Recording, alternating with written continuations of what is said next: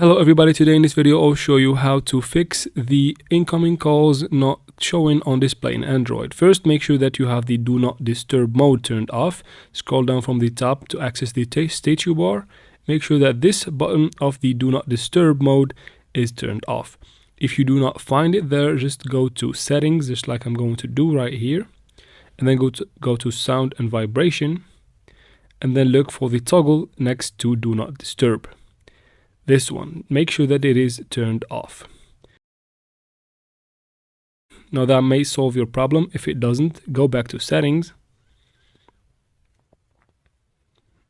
This time go to your apps and then tap on manage apps. And then from this list that is going to show up, find the phone app. Once you find it, tap on it and then go look for notifications, tap on it.